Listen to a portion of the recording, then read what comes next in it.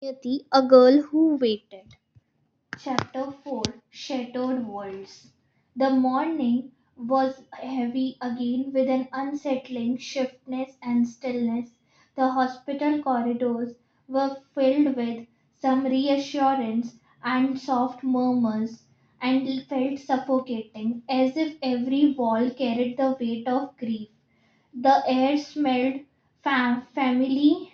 The air smelled family of uh, antiseptic, but to Niyati it carried only dread, thick and unshakable. She walked with trembling steps. That he was uh, her her ears straining her ears straining for some words of comfort, some murmurs, some thread of hope, but instead it came a sharp and merciless. The doctor's words echoed in Niyati's ears, cutting through her like cords of glass. We did everything we could do, but your brother, he didn't make it. This seemed to stop. A time seemed to stop. The sound of the world dulled the sound of the world dulled, and everything blurred. Niyati's world once became dark, and once it anchored in the love and laughter of her small family collapsed around her Arnav brother, her protector, her constant supporter, her companion, her closest friend was gone. His warmth, the feeling, the care he had always offered, all vanished in a single cruel accident instant.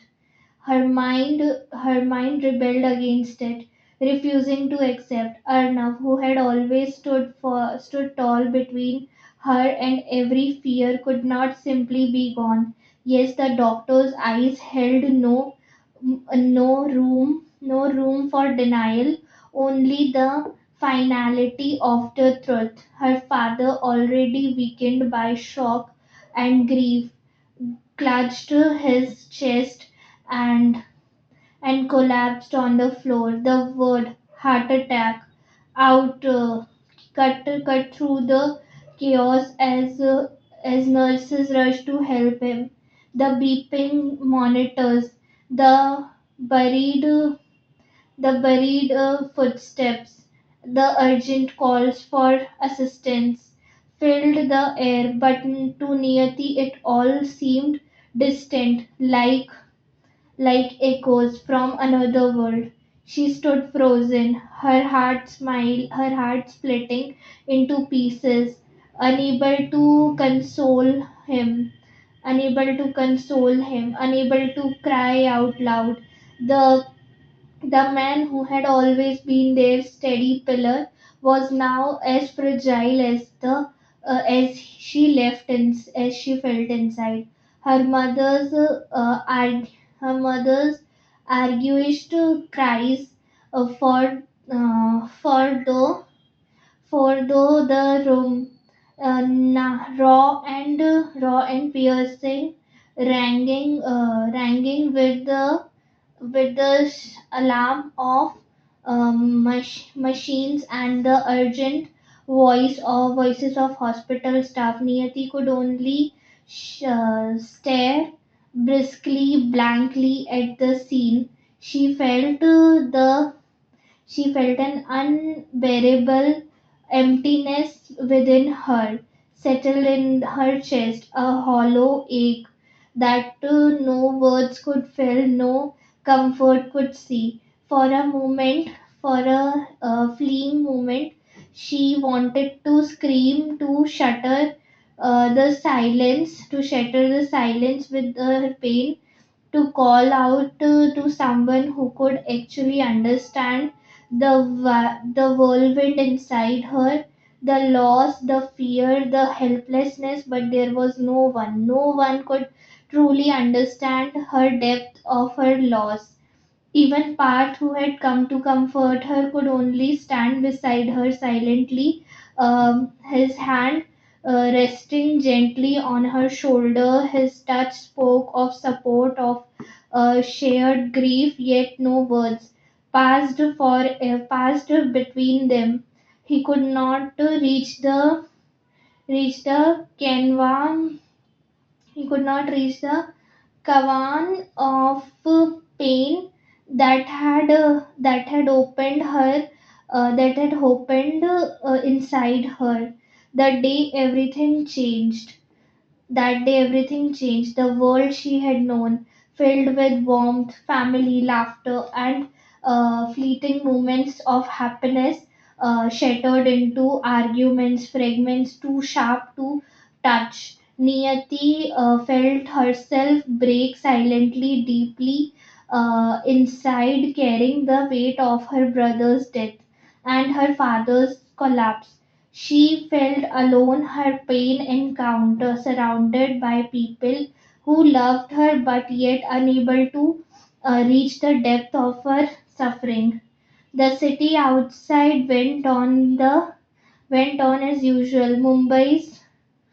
Mumbai's relentless energy, the honking of cars, the clatter of the streets.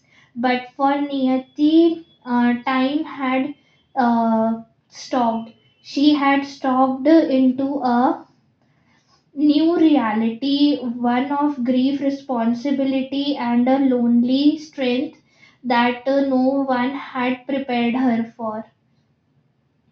Sitting beside her father in the quiet hospital room later that evening, the machines humming softly around him, Niyati realized something terrifying yet undeniable. Life could change in a single moment, tearing away everything you thought was real, acute, and sometimes the only choice left was to endure, even when your heart felt in iris, iris, inseparably broken. And in that suffocating silence, with tears she could no longer hold back, Niyati made a promise to herself she would survive, not just for her shattered self, but for her grieving mother, for her fragile father, and above all for the memories of her brother, who she had loved and lost. Arnav's laughter that once made her smile, his care, his love, they would live through that. The room that still needed her would not fall apart. Niyati, the home uh, that still needed her, would not fall apart. Niyati would endure, Niyati would fight, and even in her brokenness, she would she would carry their world forward. If you like this story, please do like, share, and subscribe. And to hear a story in my voice, you can share your story in the comment box. Thank you.